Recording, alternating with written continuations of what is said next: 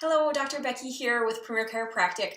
I wanted to address something that I kind of noticed here recently. So I do videos often on our Facebook page, and they'll typically get some likes and shares and comments depending on the topic. Some get more, some get less, but I did a video on bedwetting, and specifically bedwetting in kind of that older age group that are bedwetting every night.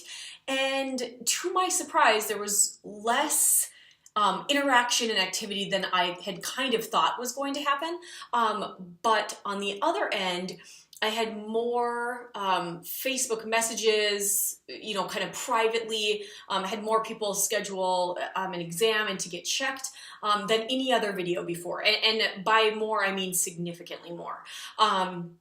Which made me kind of think, people don't talk about this nearly as much as I think some of the other things that we talk about, simply because it's not really considered, a social norm. It's a little embarrassing. A lot of the times the parents are coming almost feeling guilty, or that they're doing something wrong, or that they've done something wrong.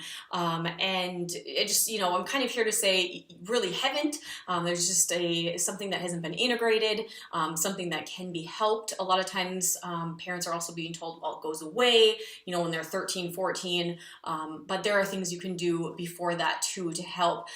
The other big question I'm probably getting about this is how long or how often do they need to come in order for this to kind of go away or get better? Unfortunately, the answer completely depends on how strong the spinal galant reflex is, if there is any indicators of anything else going on, so there's emotional things that come into play. There's different things that come into play that kind of affect how it's going on. The other thing is I am giving the child exercises to do daily at home. And I will say the kiddos that are doing their exercises, filling out their chart, kind of excited bringing it back, wanting themselves for this to change, are getting results fairly quickly.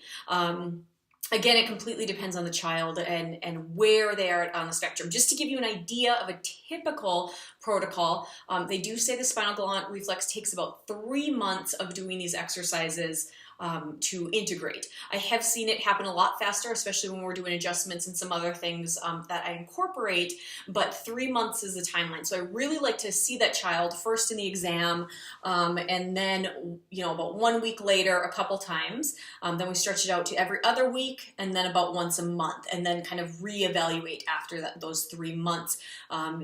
As far as the care plan goes, or the protocol, it's a little bit, intense because we're working with something pretty specific, but I just want to give some sort of a timeline or something of like what to expect. So some people have come in and said, well, the kids got adjusted before and it really didn't do anything.